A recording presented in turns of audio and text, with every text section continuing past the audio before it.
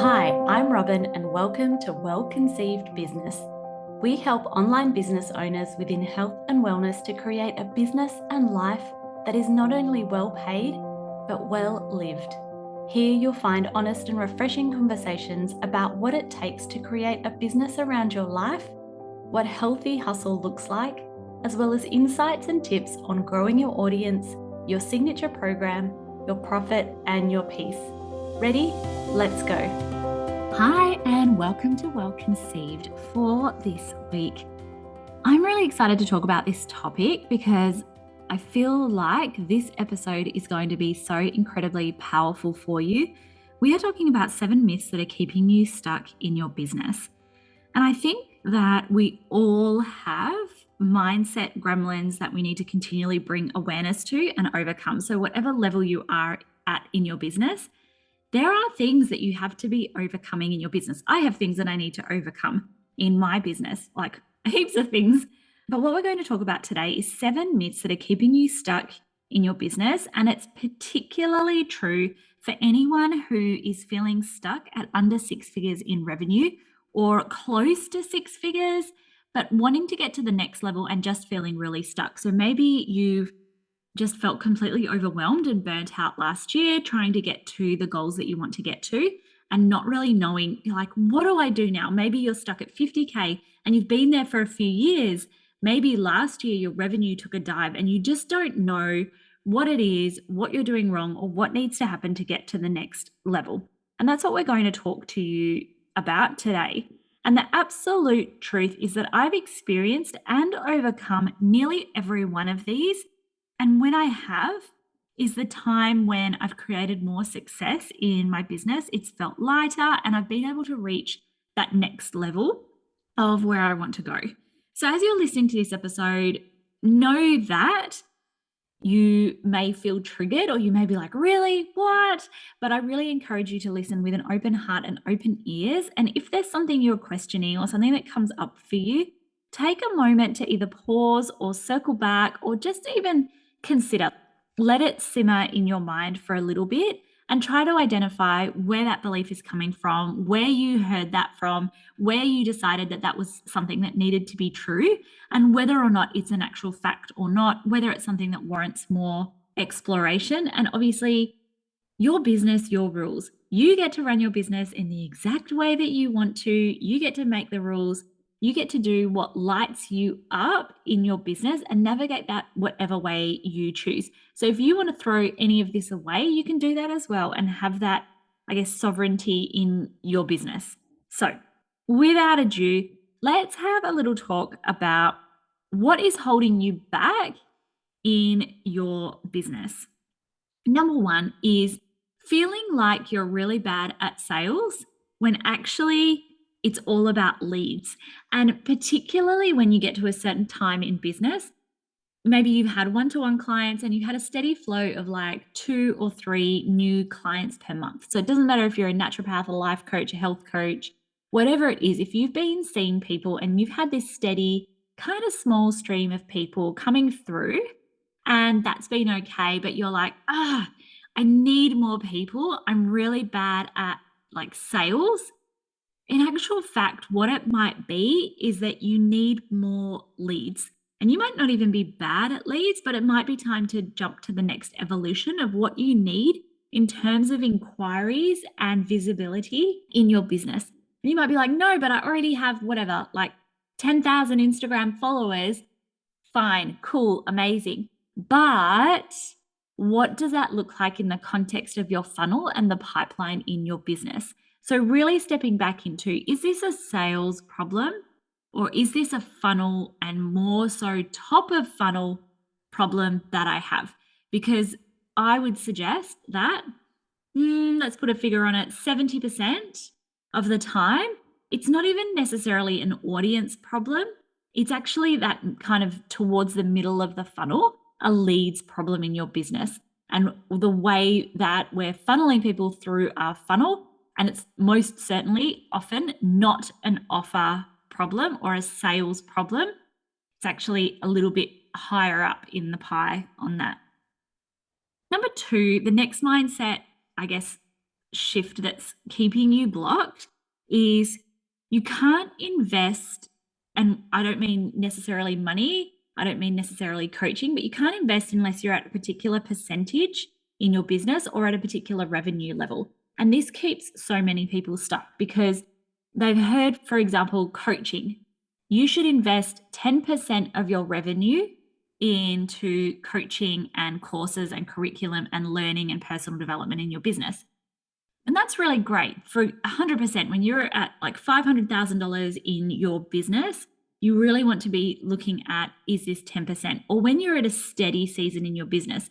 But if you're at the start of your business, let's say you're wanting to just make your first $10,000 in business, it's probably not going to cut it if you limit yourself to just 10% because you may be growing your business in part-time hours. That's going to affect the revenue percentages that you make. You are likely going to want to grow to a particular level. And whenever you're in a growth season, so if you're in a steady season, let's say you're making $200,000 a year and you're happy, you're comfortable with that figure, it's giving you the revenue that you want for the hours and the time and the effort that you're putting in, the figure is 100% 10%. Right? But if you are looking to grow to the next level, that often looks like more. So think of investing whatever it is, time. If you're wanting to grow to the next level, you're going to need to probably put in more time. If you are looking to grow to the next level, it's probably, and maybe you already invest in Facebook ads or you don't at the moment, it may look like investing more in advertising and growth, time, monetarily, whatever that looks like. If you are looking to grow, it probably looks like investing more in coaching and support for your business. If you are looking to grow, it may mean hiring more team members. It kind of always looks like a leap in your business when you're looking to get to the next level. And it's the leap that helps you get to the next level, right? So often that means for short periods of time, you may have more expenses in coaching, in advertising, in team, whatever it looks like for you. And even in your time, it looks like putting in more to get to the next level. When you're at the next level, then it stabilizes and you're like, fine, ongoing 10%, whatever that may be. But when you're looking to get to the next level, you 100% need to leap. And that's what causes the next level's growth, right? You cannot stay where you are if you're doing the exact same thing that you've been doing. And so often we get stuck on those figures, right? If you're just starting out your business, 100%, sometimes it's going to look like reinvesting or nearly everything that you're making into the business to get it sustainable, to get it up and running, to get it at like level 1. Then when you want to get to level 2, it looks like a little bit more juice to get to level 2, to get to level 3, to get to level 4. And the other thing that I'm going to say on investments is not all investments have to be money. As I said, it might be time, right? And not all investments have to be business related. So I know that I've spoken to, for example, like coaching or consulting or mentoring, whatever, but it could also be if you need to invest more time in your business, looking at investing in a cleaner to support you with housework, or if you're looking to get to the next level, saying, okay, well, actually, I need more childcare. I'm going to lean more on my support networks. I'm going to do more parent swaps, asking the grandparents. I'm going to do more before and after school care, whatever that looks like. Sometimes it looks like different things to just, what I spoke to earlier. Number 3 is you don't have the time. And this is really hard because I know that many of us are building our businesses in the margins of nap times and 9 to 5s, and time is a giant commodity. So much so for me that I am always in the camp of I would rather invest more money so that I can have more time in every element of my business, from coaching to I would rather advertise than spend all day spinning my wheels on social media. And I have this thing, I've been meaning to do a content piece for a while on when people say to me, I've built my audience all organically, my first thought is always, that sounds like a lot of hard work and a lot of time. Time is something that is precious to me that I have a lot of. But that said, there is always more time available to us. We can get really stuck in this concept of there's not enough time, but what would it look like to get more childcare? Does that bring up like, that's not why I started my business, or mum guilt, or whatever it is? That's fine, but just because it's for a season doesn't mean it has to be forever. And also, are you comparing this to corporate life, or just, having loads and loads of freedom and not wanting to put in any of the work, right? Or in terms of, I don't have time, do you need a solid 2-day hotel stay, content sesh, to batch out all of the things that you need to do so that you can do the things that you know are going to truly move the needle, or vice versa, so that you can do these once and done tasks instead of sitting in the weeds of the everyday tasks like whatever content and team. So when we look at time, why don't you have enough time and what needs to change? What can you prioritize? What can you change? What can you shift? And where are you stuck in the time that you're investing? And then looking at, okay, have I reached a limit, like a ceiling with my time because I'm stuck in just seeing clients one-to-one? Right. What needs to happen here? Do I need to change my business model? Is it not a time problem, but a business model problem? And then I would always say, like, when you say to me, I don't have time, well, but do you scroll social media and do you send like memes to your friends? Because I know that I always have time to do that. So therefore, if I have time to do that, I can't blame not having enough time on anything else. And probably one of the common themes with everything that I'm talking about now is, are you focused on the right problem, or are you highlighting the right problem? Are you asking the right questions in everything that you're doing, right? Where do I want to be? What is the solution to this problem? And when you say there's not a solution, ask yourself again, okay, what could I do differently in order to get the result that I want? So the next one is, my audience is too small. This I see a lot come up, particularly when we're in launches for things like Launch Easy Life, which is our online program to help health and wellness practitioners launch and create their online courses. And people are like, meh, can't launch an online course because my audience is too small. And 100%, you need people to sell your online courses. When you've gone through and you've validated that, one of the biggest things that we work on is growing a launch ready list. And you grow a launch ready list through launching, right? So we can get stuck in, my audience is too small, I'm not going to launch my online course until my audience is bigger. But the problem is that the launch creates the bigger audience. The clarity in messaging that you get from launching an online course is what creates the messaging. Having a promotional plan and a sales plan in your business is what creates the messaging that grows the audience. So when we get stuck in inaction in our business because our audience is too small, again, we're focusing on the wrong problem. The problem is, do I have clarity on what it is that I want to promote? Do I have a promotional pre-launch plan that I'm putting in place that will help me grow my audience? But also, you can sell offers with a tiny audience. One of the stories that I tell is that I once put out this email. We had 50 discovery calls. 50 people put their hand up for discovery calls after I sent this one email. It was a really, really short email. And I only had at that time, only in inverted commas, but I only had 2,222 followers at that time. And I know because I know that number of 2222 for all my angel number ladies. So you do not need a large audience. Like, just imagine in your mind in one day having 50 people reply that they want to jump on a discovery call with you. That's a big business. Like, if you convert 50% of that, that's 25 new clients in your business. But spoiler alert, I did not convert 50% of those people, but your audience is never too small. When you run the very first launch of an online program or something like that, then you don't necessarily want oodles of people joining the program. It can break your business and therefore break your reputation when that happens. What is manageable and sustainable for you? And in the beginning times of business, it's actually really small numbers, like 4 to 8 people in your first signature program or online course that's going to create success for you. And then it's the snowball effect that comes after that. right?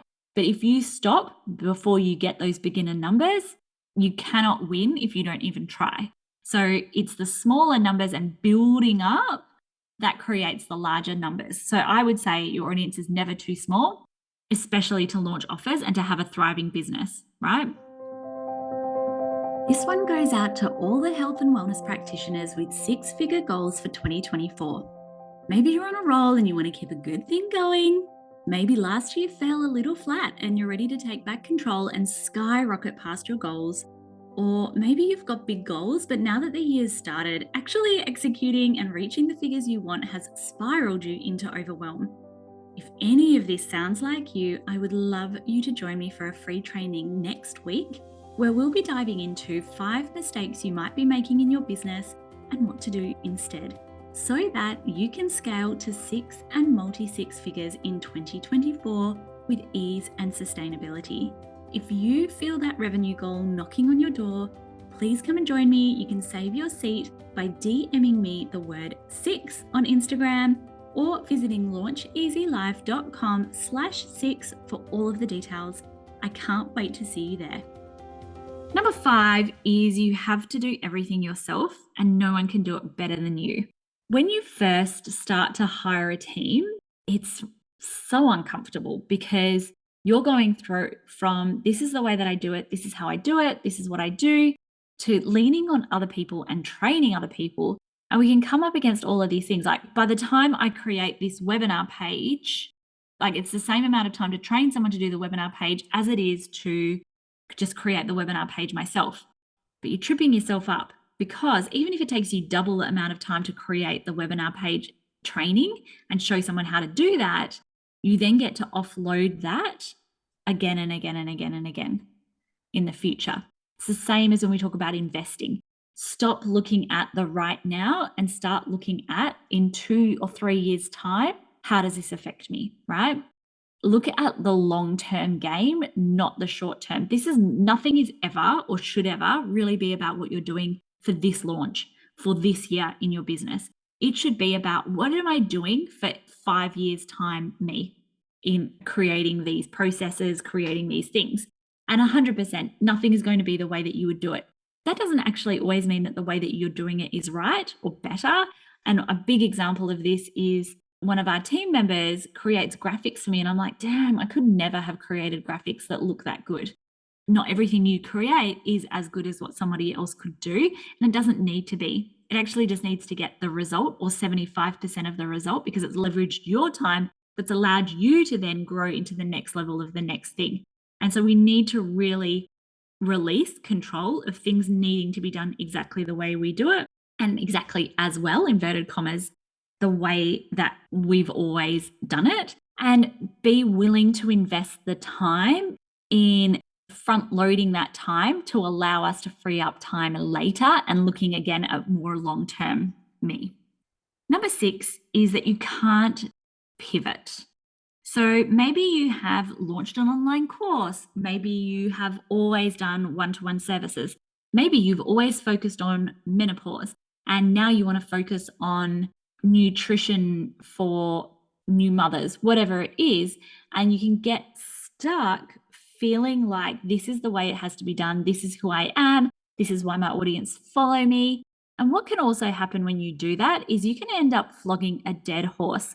Sometimes, and this is particularly true for 2024, because sometimes what worked in 2022 and 2023, or not even 2023, but sometimes what worked in 2021 and 2022 stopped working in 2023. There's a massive opportunity for you in 2024 to flow with the market rather than continue to flog a dead horse. The market shifts and evolves all the time. We've seen some really big market shifts in 2023. So are you going to continue to flog a dead horse or feel like this is how it has to be done, or this is the messaging that always worked for me? Because if you continue to do that, you're going to be failing to pivot with the market and see the opportunities that exist for you right now. So really looking at how can I be flexible and how can I move with the market? And again, that doesn't actually mean throwing the baby out with the bathwater. That means looking at what is working right now. What does my audience want right now? How can I shift, change, and evolve with the least amount of work possible, but to get the maximum result? That's going to be something that's going to be a game changer for my audience, for my offers, my sales, my team, my processes, etc. What is going to work now? And really being able to identify what's working, what's not, and not throwing the baby out with the bath water, but how can I tweak what's already working and what's still working and bring it into 2024. And number 7, and I've seen this quite a few times over the course of my career, is this is what they're doing, so I have to do the same, or I can't do the same. This has so many layers, because what you might be doing is saying, so let me give you a concrete example. So we had a client in the mastermind, and at the time, this is when I was still running my life coaching business. And a part of my messaging for my life coaching business was really centered around, hey, meditation doesn't work for everyone, but also if you're meditating, that is like you're skipping a big part of the process and stepping into way more work than you probably have to do. So we had a client who came to us and was like, oh, there's this messaging that we don't need to meditate, but meditating was a huge part of my process, my learnings, my teaching, my expertise. If meditation isn't a core part of strategy and what works, then I'm not really sure what to do. And I was like, no, that's my messaging. This is how I differentiate myself in the market. You go with your messaging. Why did that work for you? Why is that so powerful? You talk about your messaging. So when we get stuck looking around at what everyone else is doing, this is where we can sometimes lose a little bit of our unique selves. So then I've had other people in the mastermind, in one-to-one coaching, who are like, well, you're teaching that, so I can't teach that because you're already doing that. So what is different? I'm like, no. We can message differently. No one is you. No one can put together a signature program that's going to be exactly the way that you would put it together.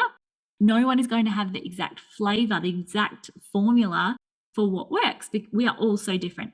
No one is you. No one has your personality, anything. But when you get stuck looking at other people, you're like, well, I can't do that because they're doing it.